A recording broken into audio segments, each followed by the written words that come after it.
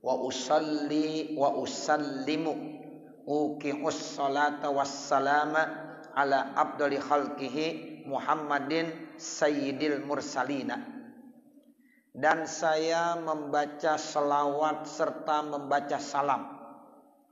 Saya jatuhkan selawat dan salam kepada makhluk Allah yang paling mulia, yaitu Nabi Muhammad sebagai pemimpin para rasul.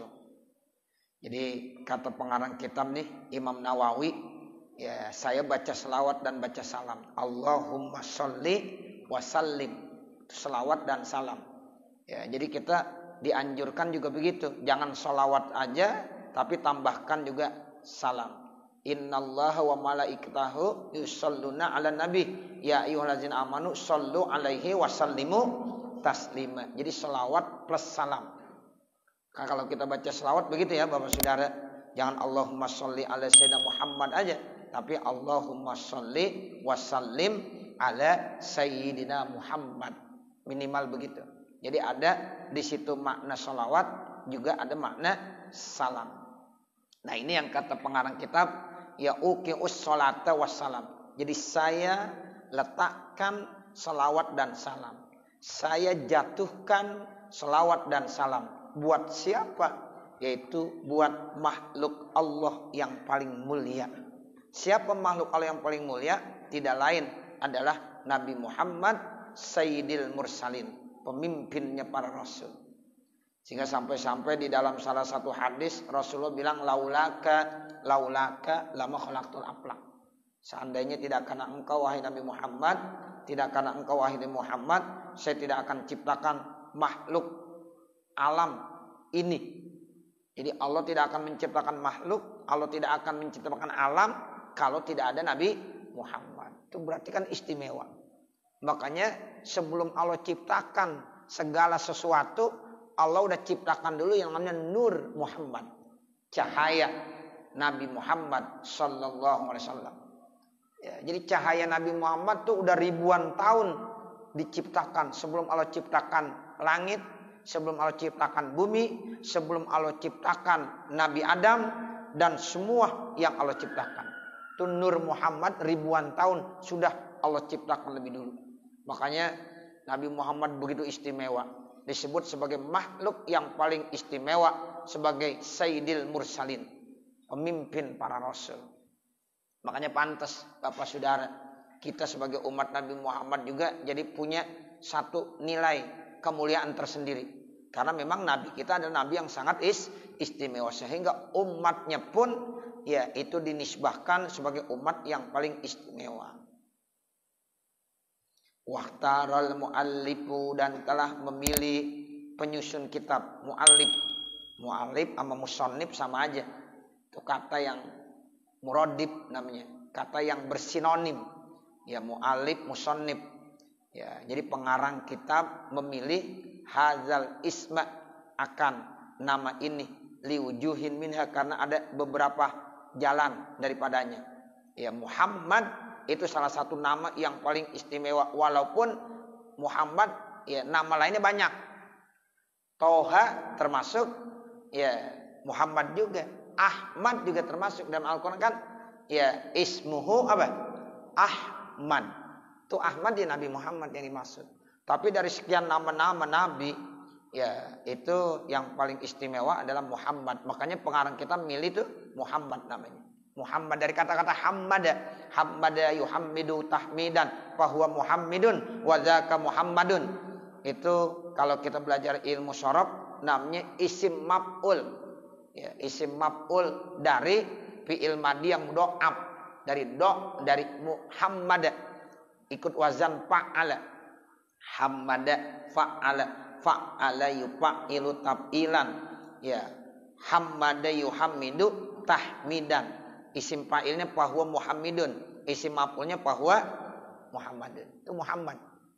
Ya, jadi itu nama yang dipilih ya dari sekian banyak nama-nama, tapi itu yang paling istimewa.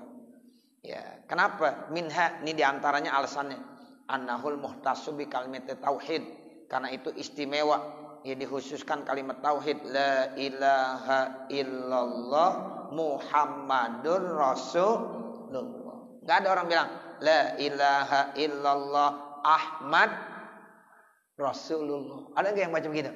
Enggak ada. La ilaha illallah Toha Rasulullah. Enggak ada yang baca begitu. Padahal ya kita baca salatullah salamullah. Terus apa? Ala Toha kan? Ya. Gitu. Ada ala Toha. Salatullah salamullah. Ya. Jadi salatullah salamullah. Ya itu ada nanti kata-kata ala Toha. Ya, itu Toha ya Nabi Muhammad. Tapi dalam kalimat tauhid tidak digunakan. Ya, la ilaha illallah Muhammadur Rasulullah. Itu istimewa.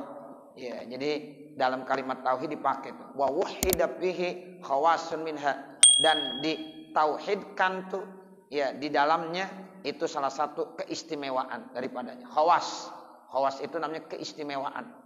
Jadi salah satu keistimewaan nama Muhammad yang dipakai. La ilaha Muhammadur Rasulullah. Kila dikatakan inna adadar rusuli salasumi'atin wa khamsata asyara. Ya, dikatakan bahwa jumlah rasul itu ada 315. Ada yang bilang 314. Bahkan ada yang bilang lagi 313.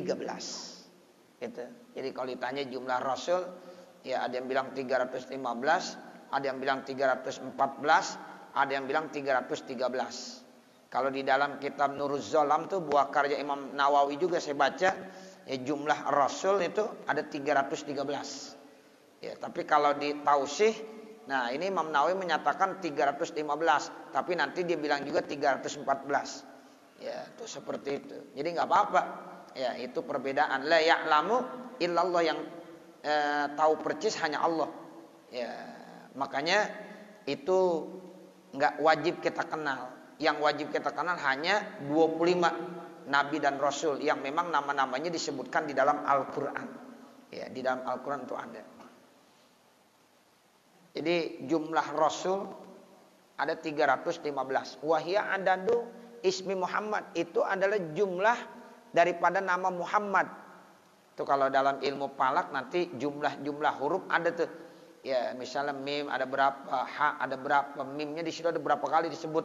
Ya, Muhammad ada mim pertama, ada mim kedua, ada tasdid, sama juga dengan mim juga. Begitu. Jadi nanti kalau kita belajar ilmu falak itu ada ya hitungan-hitungannya tuh.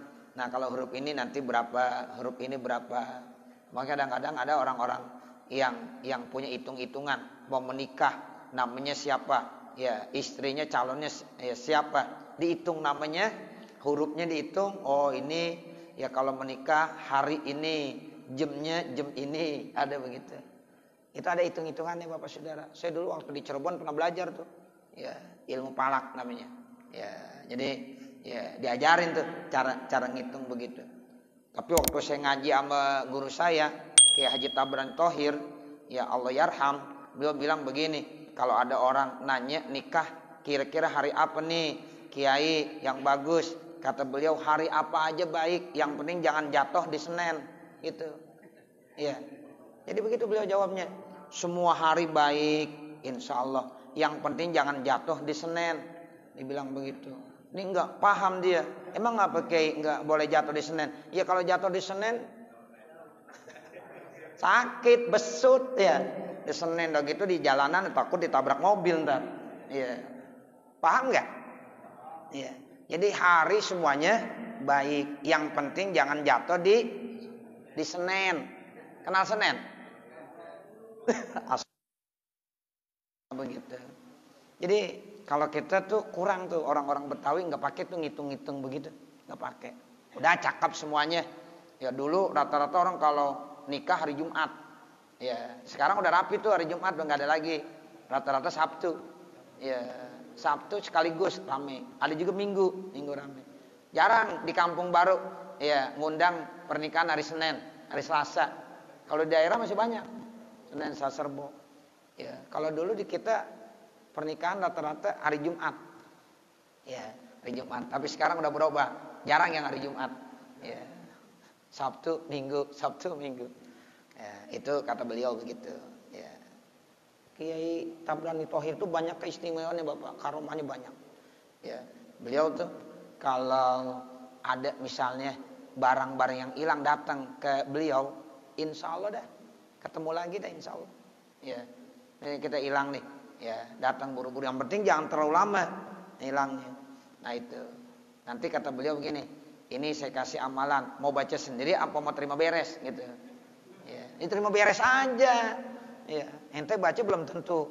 Ya, mustajab. Kalau kiai yang baca mustajab. Ditanya, mau ngamalin sendiri nih, amalin. Karena kalau enggak, ya udah terima beres. Terima beres aja.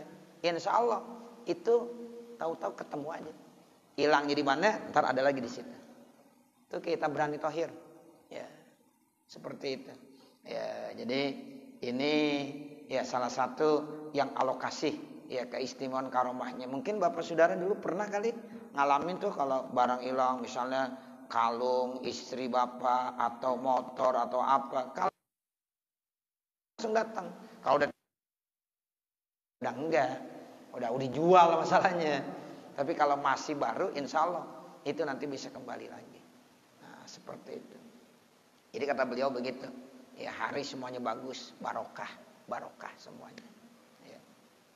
Ini jumlahnya ada 315. Wahya adadusmi Muhammad itu jumlah nama Muhammad. Mabsuton yang terhampar.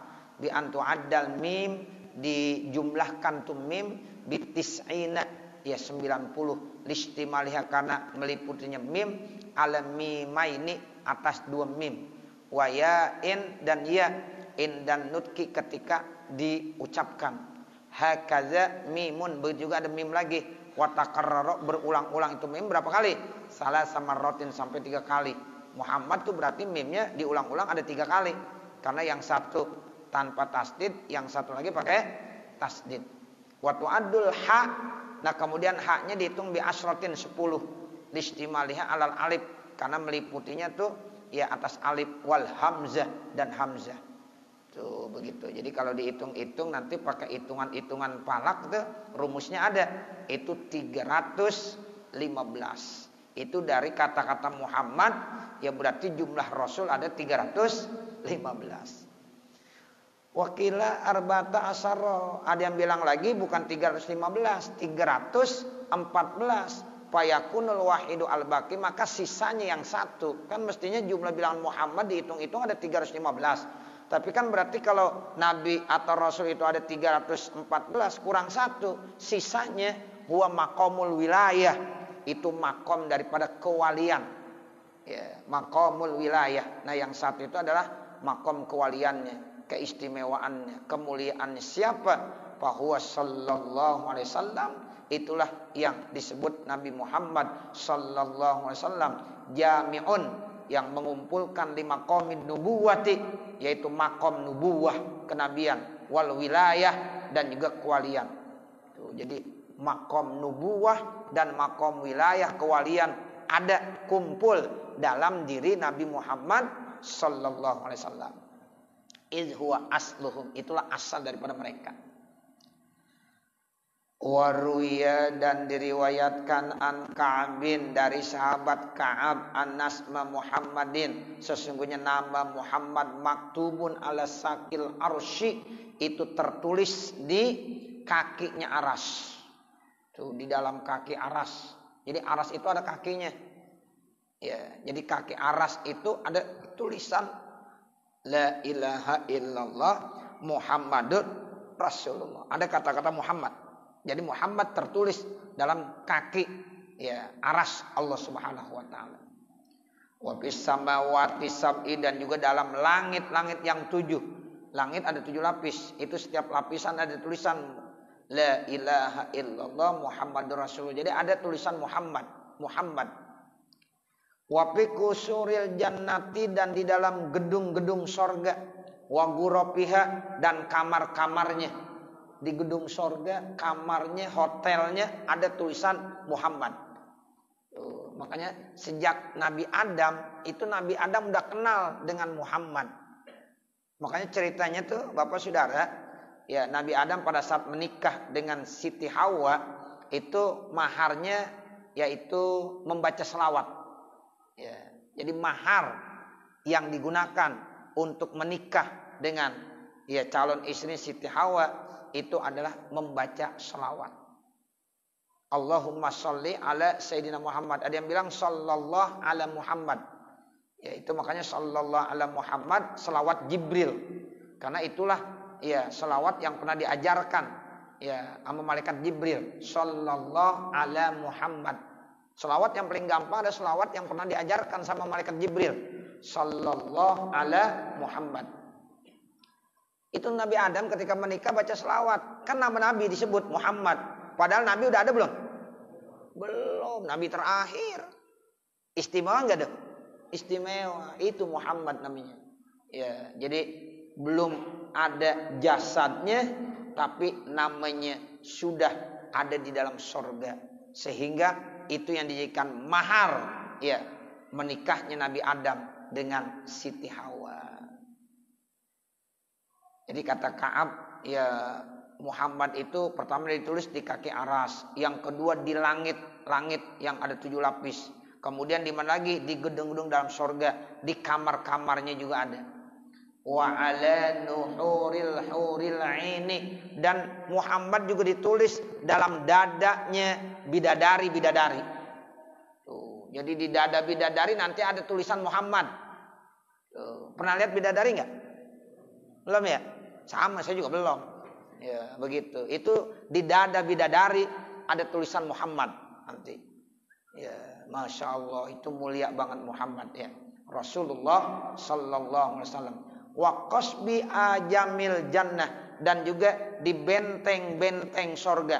Jadi sorga itu ada benteng-bentengnya. Itu ada tulisan Muhammad. Wa waraqi tuba, kemudian ditulis juga ya di mana? Di daun-daun tuba. Tuba itu satu pohon. Pohon tuba namanya. Itu daunnya tulisannya Muhammad. Masya Allah. Ya, daun tuba. Ya, itu ada tulisannya. Wasidratil muntaha, di Sidratul Muntaha juga ada tulisan Muhammad. Dulu Nabi Muhammad pernah Isra Mi'raj. Ya, Mi'raj itu naik ke atas langit. Sampai langit ke-7, sampai ke Rabbul A'la, ke Mustawa, sampai ke Sidratul Muntaha. Ternyata di Sidratul Muntaha ada tulisan Muhammad. Wala atrafil hujubi, dan di ujung-ujung ya daripada alis. Ya, wa baina ayunil malaikah, dan di antara mata malaikat. Jadi di antara alis dan antara matanya malaikat ada tulisan Muhammad. Ada tulisan Muhammad. Masya Allah, itulah ya yang Allah benar-benar berikan keistimewaan.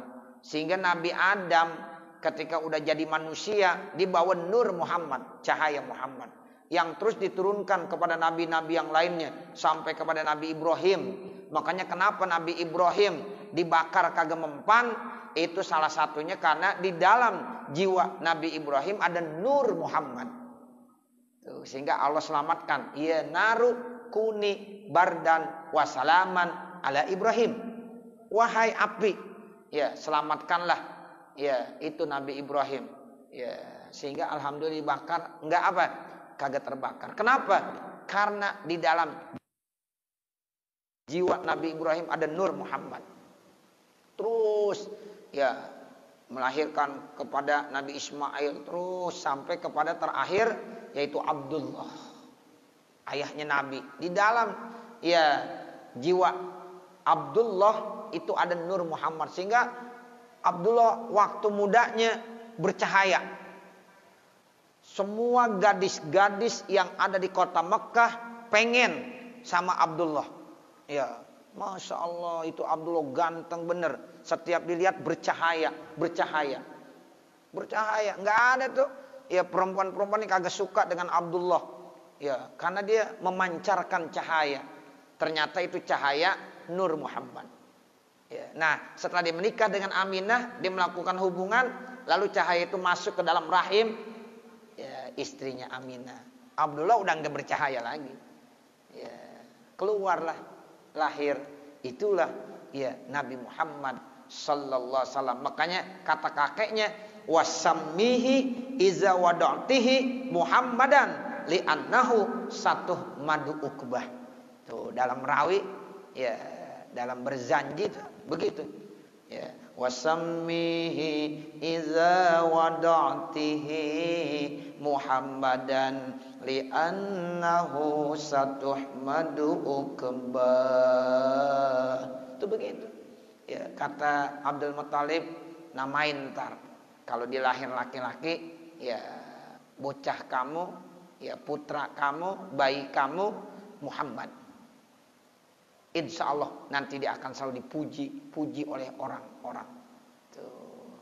Itu nama Muhammad belum ada di Arab saat itu, nggak ada namanya Muhammad. Satu pun nggak ada yang nama Muhammad. Satu-satunya. Ya sehingga orang Arab bingung kenapa dinamakan Muhammad. Alasannya li'annahu satuh madu ukbah. Begitu Bapak Saudara.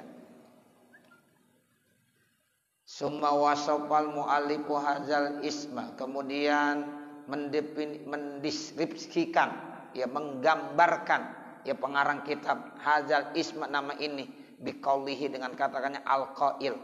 Ya, jadi tadi dibilang wa usalli wa usallimu ala abdali khalqihi Muhammadin sayyidil mursalin al-qaili. Makanya bacanya al-qaili. Sifat daripada Muhammadin. Muhammad yang mana? Al-qaili, yang pernah bersabda, ya isi sabdanya mayyuridillahu bihi khairan yufaqihu fiddin.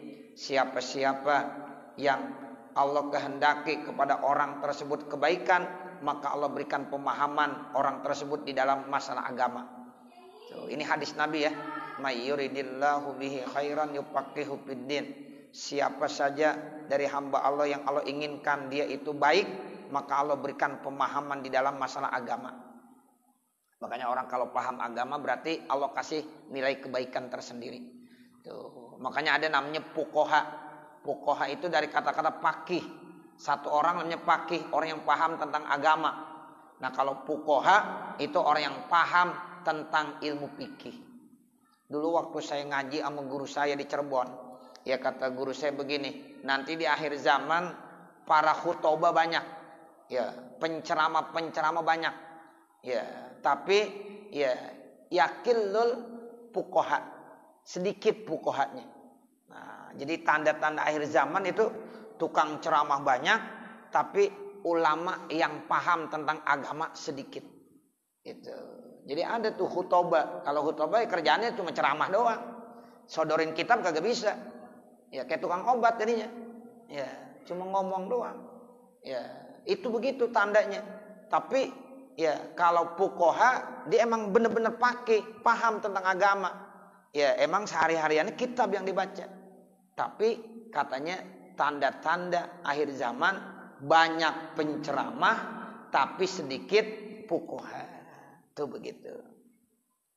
Masya Allah. Itu ya saya waktu ngaji begitu tuh diajarin.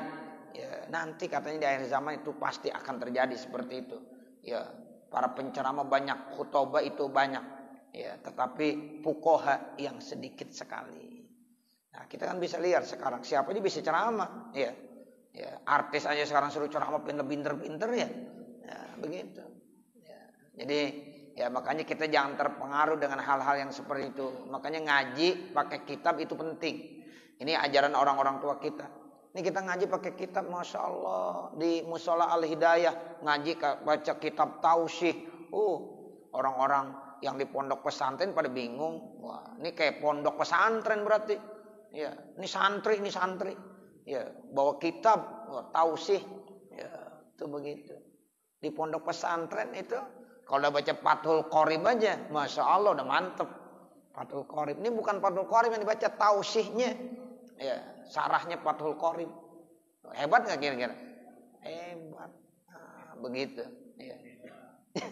Iya, ini ngaji kita pakai kitab. Ya, ini. Jadi artinya orang-orang Jakarta itu ya alhamdulillah ya tetap terus melanjutkan thariqah orang tua kita ngajinya pakai kitab. Ya, ngaji kitab. Ini ngaji kitab susah Bapak Saudara. Ya, tapi alhamdulillah kita bisa pertahankan ya ngaji kitab. Ya, seperti itu. Ini kata Nabi, may yuridillahu bi khairan yufaqihu fiddin. Wa fi hadzal hadisi, dalam hadis ini bisyaratun, ada satu kabar gembira, bisyarah ya lil mustaghili bil fikih, orang yang nyibukin dirinya dengan ya ilmu fikih. Tuh, makanya kalau kita belajar ilmu fikih tuh Masya Allah itu punya nilai tersendiri, bisyarah tersendiri. Ya, makanya kita selalu baca fikih, dalam pengajian baca fikih, baru baca hadis, baca tafsir. Ya, emang ilmu yang saya dulu sampaikan, ya saya bilang tuh ilmu minimal kita 3 yang harus kita kuasai. Ilmu tauhid, ilmu fikih, sama ilmu tasawuf. Nah, itu 3 ilmu memang harus benar-benar ya harus kita miliki. Ini ada kemuliaan tersendiri ya bagi orang-orang yang menyibukkan waktunya untuk belajar fikih, sehingga nanti ibadahnya jadi benar. Min haitsu anna fihi i'laman bi mautih ala dinil Islam. Dari segi bahwasanya nanti dia akan dikasih informasi kematian itu tetap atas agama Islam. Tuh, makanya saya pernah baca sejarahnya Abuya Dumyati. Ketika Abuya Dumyati ditanya, ya Abuya, kira-kira ya Abuya itu ya torikohnya apa torikohnya? Ditanya. Kata Abuya, torikoh saya ngaji. Torikoh saya ngaji. Ini ngaji nih begini, ini torikoh. Torikoh yang paling bisa mendekatkan diri kita kepada Allah ngaji. Tuh, ngaji. Makanya orang kalau zikir tanpa ngaji, nah, repot ntar. Ya, zikir itu panas. Ya. La ilaha illallah. La ilaha illallah. Panas bakalan. Makanya kenapa orang kalau zikir habis tahlilan keluar makanan? Karena perut panas jadi lapar. Tuh, makanya keluar teh manis, kopi, ya makanan, berkat. Tuh begitu. Ya. Karena memang zikir itu panas, Bapak. Ya, kita kalau baca la ilaha illallah, la ilaha illallah, la ilaha illallah. Semakin banyak panas. Menimbulkan panas. Makanya salah satu cara ngademinnya ngaji. Tuh. Jadi kata Abuya Dumyati, ya torikoh saya ngaji. Ngaji. Nah, saya pernah ngaji sama Mu'alim Syafi'i Azami. Beliau bilang begini, ya, itu zikir itu panas. Nah, untuk ngademinnya baca selawat. Tuh. Jadi kalau kita zikir jangan zikir terus, pakai selawat. Kalau baca selawat ngademin. Abridu bis sholati wassalam ala Muhammadin. Ya, jadi ademin ya dengan banyak selawat dan salam kepada Nabi Muhammad sallallahu alaihi wasallam. Begitu. Jadi kalau selawat itu enggak panas. Sallallahu ala Muhammad, sallallahu ala Muhammad, atau Allahumma shalli ala sayyidina Muhammad wa ala alihi wa azwajihi wa dzurriyyatihi. Ya, itu kita baca selawat. Ya, itu ngademin. Ya, jadi jangan hanya zikir saja. Ya, itu ada 2 tuh ya. Ya, jadi kita zikir silakan ademin dengan ngaji. Zikir silakan ademin dengan baca selawat. Tuh, makanya torikohnya Abuya Dumyati katanya ngaji. Tuh, ini kita punya torikoh nih. Torikoh apa? Ngaji. Nah, begitu. Ngaji itu torikoh yang paling istimewa sehingga kita bisa kenal dengan Allah Subhanahu wa taala. Orang zikir tanpa ngaji, aduh repot entar.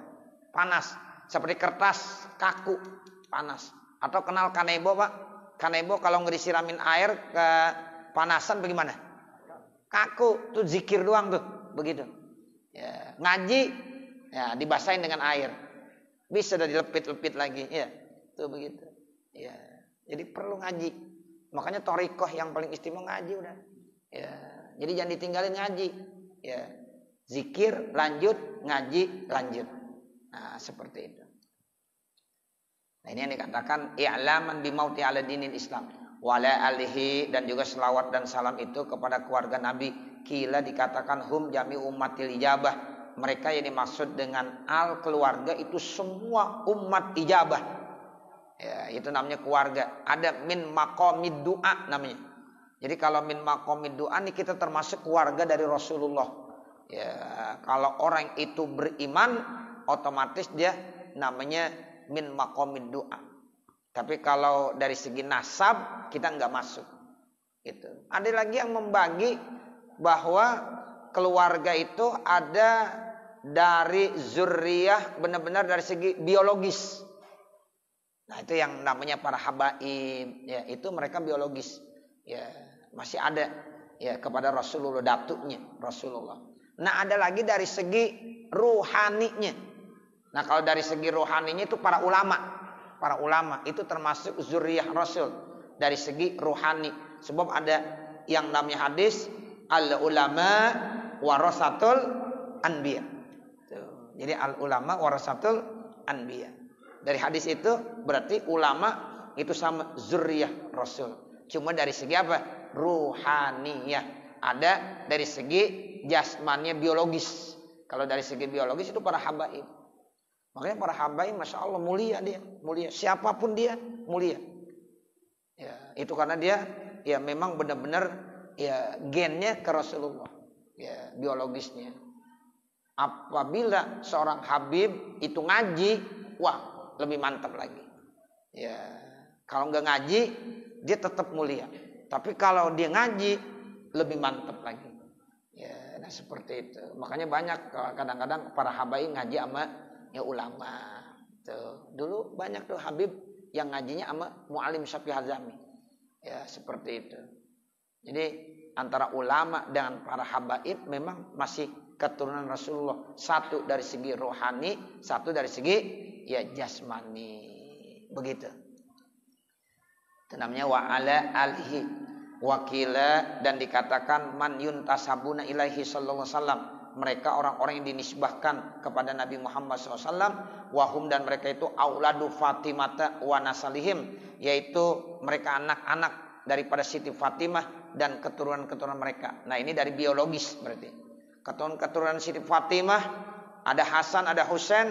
Nah, Sayyidina Hasan dan Husain punya anak lagi terus sampai saat ini. Nah, itu namanya auladu Fatimah wa naslihim, dan keturunan-keturunan mereka, nasal mereka. Ya, itu para habaib, para ya sayyid, sayyidah, habib, habibah, syarif, syarifah. Ya, itu mereka dari segi apa? Dari segi keturunan, anak-anak daripada Siti Fatimah. Wasahbihi, dan juga selawat dan salam kita sampaikan kepada sahabatnya Nabi Muhammad SAW, ail muhajirin wal ansar. Nah, sahabat ini bapak saudara ada dua, ada orang-orang muhajirin, ada orang-orang ansor. Kalau muhajirin itu orang-orang Mekah yang pindah ke Madinah. Kalau orang ansor itu orang yang memang ya siapa ya, para pribumi orang Madinah. Nah, itu namanya orang ansor. Jadi saat itu ya sahabat Nabi ada dua yang sangat mendukung Nabi, muhajirin dengan ansor. Summa ammas syarih, kemudian meratakan ya pensyarah ini auqatas salati wassalam, waktu-waktu salawat dan salam ala ya man zukira biqauli, atas orang yang sudah disebutkan biqauli dengan ucapannya muddata zikri zakirin wasahwil ghafilin, semasa ingatnya orang yang ingat dan lupanya orang yang lalai. Selawat ini selalu ada, baik saat orang lagi pada ingat maupun orang pada lalai. Jadi artinya 24 jam nggak pernah lepas ya selawat dan salam kepada Nabi Muhammad. Ya, coba Bapak Saudara, 24 jam orang nggak ada yang lepas daripada baca selawat. Ya, saat itu orang pada ingat ataupun saat itu orang pada lalai. Itu sepanjang saat, sepanjang waktu, sepanjang zaman maksudnya. Ya, jadi selawat itu selalu dibaca buat Nabi Muhammad sepanjang waktu. Aimin awalid dunya, sejak awal dunia ila akhirnya sampai akhir dunia.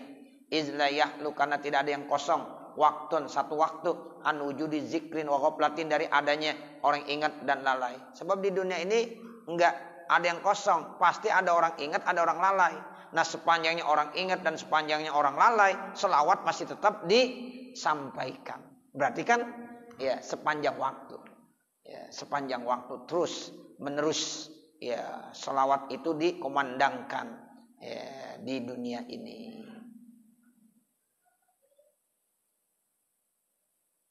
Terus ya. Wa ba'du, dan wa ba'da hadzal kitabi, dan setelah ini kitab ai syarhin sarah fi ghayatil ikhtisari, di dalam ya batasan yang paling ringkas. Aikilatil alfazi, ringkas itu artinya ya lapaznya sedikit tapi maknanya padat. Ya, ada yang bilang maqalla lafzuhu wa kasura maknahu begitu. Apa sih artinya ringkas? Maqalla lafzuhu wa kasura maknahu.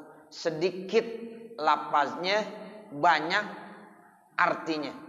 Tuh, itu namanya ringkas. Wa tahzibi, dan juga tahzib. Tahzib itu artinya apa? Aitan kiati, bersih minaz ziyadati, daripada tambahan-tambahan. Ya, bersih dari tambahan-tambahan. Wadaqtuhu, saya letakkannya, ay raqibtu hadza syarha, saya kendarainya ini syarah alal kitab, di atas kitab, ail matni, yaitu matan, al musamma, yang dinamakan bit takribi. Jadi matan ini namanya takrib. Takrib itu artinya dekat. Ay ya wabil ghayati aidan, bisa mannya takrib, bisa mannya ghayah, matan ghayah atau matan takrib. Ya, dulu tuh orang kalau mau ngaji fikih harus baca takrib dulu. Ya, matannya deh. Ya, takrib. Habis takrib nanti syarahnya Fathul Qorib. Gitu. Jadi ulama-ulama kita tuh ngajarin di pondok-pondok juga begitu, baca takrib dulu, baca takrib. Kalau takrib udah bisa baru Fathul Qoribnya. Nah, baru yang lain. Ya, itu namanya takrib. Sama juga kalau kita belajar nahwu, bacanya jurmiyah dulu. Jurmiyah dulu dah. Jangan udah mau langsung alfiyah aja. Ya, Ustaz, saya mau ngaji nahwu kitabnya langsung alfiyah. Pernah ngaji nahwu? Belum. Pengen alfiyah, puyeng ente ntar. Ya, jadi jurmiyah dulu. Iya, kalau jurmiyah itu enak. Kalau udah ngerti jurmiyah, ya Masya Allah, itu enak udah. Dulu Kiai Siddiq ya Kiai Haji Muhammad Siddiq, ya beliau itu mantunya Kiai Thohir. Beliau itu ngaji sama Kiai Thohir. Ya, beliau ngajinya sama Kiai Thohir dulu, masih kecilnya. Ya, kemudian beliau pinter dijadiin mantu sama Kong Thohir itu. Beliau bilang begini, kalau udah ngerti jurmiyah baru ngaji yang lain-lain. Kalau jurmiyah belum bisa, ngaji ke yang lain mungkin kagak bisa. Gitu, mungkin puyeng. Sampai mau tinggi aja. Ya, jangan, udah baca aja jurmiyah dulu. Jurmiyah kalau udah ngerti, Masya Allah. Sama kalau pikir takrib dulu. Takrib, nah makanya kita baca takrib nih, walaupun syarah tapi takribnya nggak ditinggalin. Ini dasar namanya. Ya, kita baca takrib, nah, ada Fathul Qoribnya, ada tausihnya. Berarti nggak lepas daripada takribnya itu. Nah ini jadi matannya disebut takrib. Wabil ghayah aidan. Lian tapya bihi, supaya manfaat. Bihi ay sarhi, yaitu dengan syarah. Al muhtaji, yang dibutuhkan. Minal mubtadiina, bagi orang-orang yang baru mulain. Lipuru'is syariati, untuk memahami cabang-cabang syariat, waddini, dan agama. Bitaklimi, dengan yaitu taklim. Artinya kita harus taklim. Taklim itu artinya apa sih? Belajar. Sebab kata Nabi, al-ilmu bitta'allum. Ilmu itu mesti pakai belajar. Itu kalau yang namanya ya kita pengen dapat ilmu harus belajar. Dan belajar itu waktunya tulu zamani, lama. Makanya jangan bosan, Pak. Kalau kita baca tausi ini, ya mau 10 tahun juga ikutin aja. Ya ngajinya 2 minggu sekali, bagaimana mau hatam? Ya, kalau kita baca tiap hari, ya bisa. Ya mungkin nggak sampai setahun juga hatam. Kalau di pondok, kalau ngaji Ramadan namanya pasaran. Ini nih nggak sampai sebulan hatam. Nggak sampai sebulan hatam. Itu namanya di pondok, ngaji pasaran. Ada ngaji sorogan, ada pasaran namanya. Kalau pasaran tuh ya kadang-kadang Sahih Bukhari aja bisa hatam dalam waktu 1 bulan. Sahih Bukhari. Ya, Sahih Muslim begitu juga. Ya. Nah kalau kita ngajinya 2 minggu sekali, ya sabar. Dulu saya pernah ngaji sama Mu'alim Syafi'i, kitab Tafsir Munir. Kata Mu'alim Syafi'i ini alhamdulillah hatam 30 tahun. Ya, Tafsir Munir hatam 30 tahun. Kata beliau, murid-murid saya ngaji yang awal-awal pada meninggal semua. Ya, begitu. Cuma saya alhamdulillah gurunya belum meninggal katanya. Ya, nah saya ngaji ya udah di surah-surah di akhir gitu, enggak dari awal sehingga bisa hatam. Tapi dicerita begitu dari murid-murid yang pertama-tama dari surah Al-Baqarah, ya sekarang udah banyak yang meninggal. Nah, begitu. 30 tahun coba ngaji, ya baru hatam Murah Labib, ya Tafsir Munir. Nah, begitu. Jadi memang lama. Kita ngaji lagi ngaji kitab begini 2 minggu sekali. Udah, ya pokoknya harus sabar. Dulu zamani lama. Orang baru ya pesantren kilat, wah udah jadi kiai. Ya, gitu. Baru innamal a'malu binniyat ya, amma kullu bid'atin dolalah baru bisa. Ya udah aku jadi kiai aja. Ngajinya lama guru-guru kita, ada yang 10 tahun. Ya di pondok 10 tahun pulang ngaji lagi. Nah, seperti itu. Jadi kita tetap ngaji terus, ayo ngaji. Ya, sebab di sini bilang ya al-ilmu bitta'allum. Jadi kita belajar nih mubtadiin, orang-orang baru mulai terkait tentang cabang-cabang syariat dan agama bitta'limi dengan cara belajar. Pas syariat itu yang dinamakan syariat itu apa? Masyara'ahullahu ta'ala minal ahkami ala lisani nabihi sallallahu alaihi wasallam wa huwa dinu. Jadi yang disebut dengan syariat itu adalah hukum-hukum yang dibuat oleh Allah Subhanahu wa taala melalui lidah Nabi Muhammad sallallahu alaihi wasallam. Itulah yang disebut dengan agama. Wasumiyat bihi, dan dinamakan juga ya syariat itu dengan agama li annana namtasiluha, karena kita ini melaksanakannya. Ya, itu begitu. Karena kita disuruh melaksanakan. Makanya orang yang beragama itu adanya orang yang punya kewajiban untuk tunduk melaksanakan segala perintah-perintahnya Allah. Tuh, makanya kita perlu ya beragama.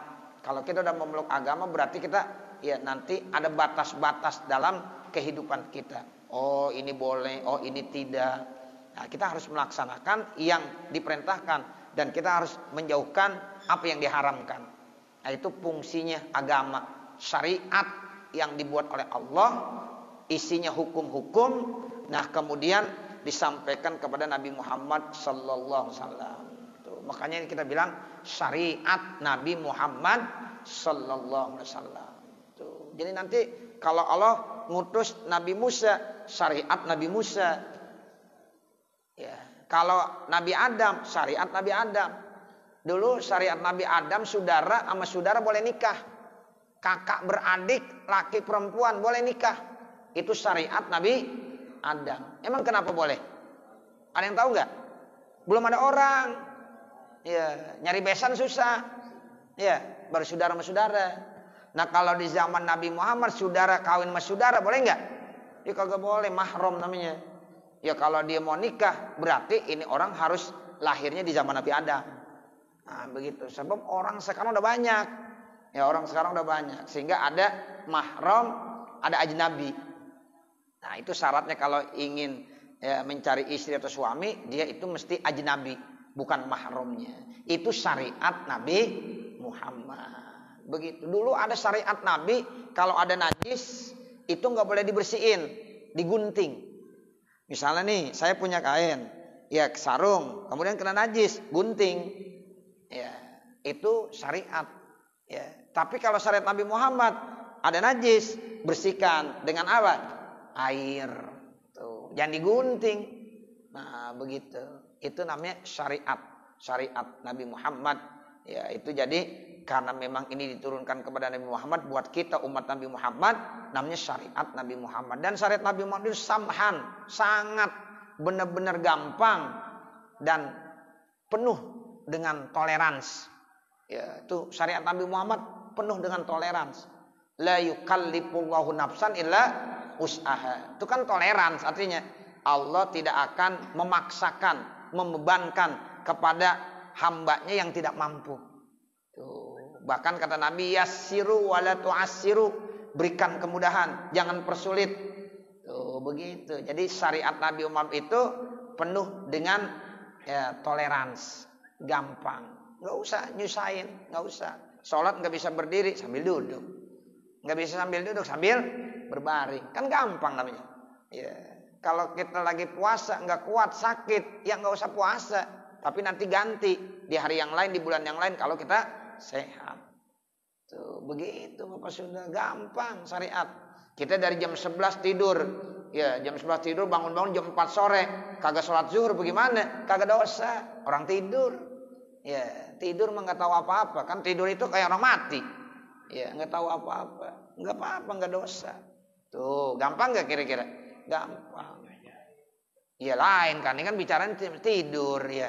bukan bicara masalah sengajain. Kita tidur jam 11, ya. Kemudian kita bangun jam 4. Bagaimana hukumnya, dosa enggak? Ya kagak dosa. Sebab azarus sholah. Tuh azarus sholah ada 2. Pertama an-naum, tidur. Yang kedua an-nisyan, lupa. Ustaz saya lupa. Kemarin kagak sholat isya. Ya lupa, ya enggak ada dosa. Ya orang lupa.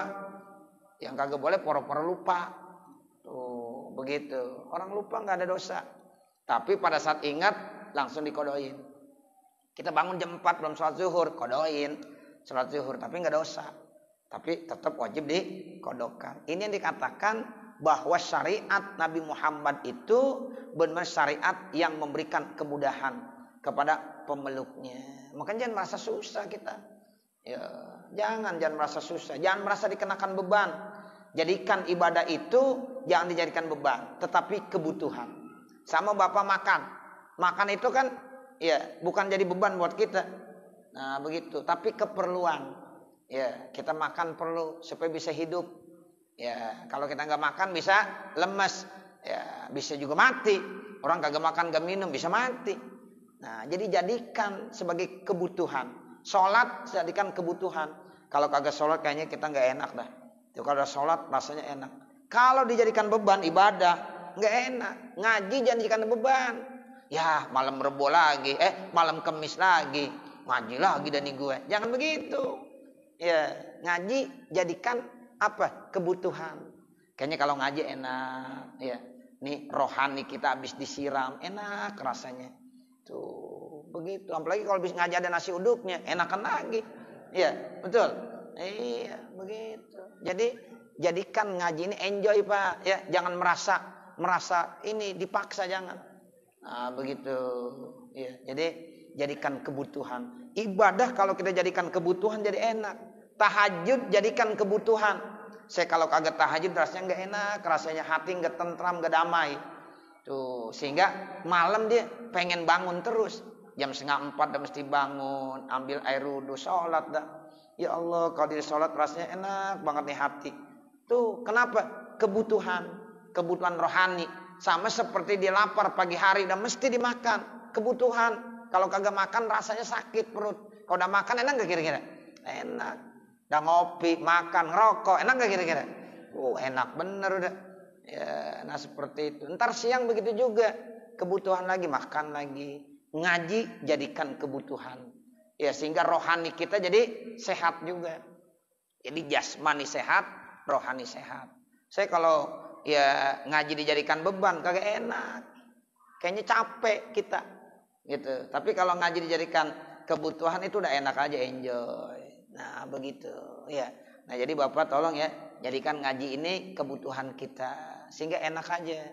Jangan merasa tiap malam Kemis ada beban kita. Wah, malam Kemis lagi dan nih. Jangan begitu. Ya. Jadi jadikan kebutuhan supaya rohani kita sehat. Nah, ini namanya syariat. Ya, syariat yang dibawa oleh Rasulullah sallallahu alaihi wasallam. Waliyakuna aisarhu wasilatan, supaya syara ini menjadi wasilah penghubung kita linajati, supaya keselamatan kita nanti yaumaddini, pada hari kiamat.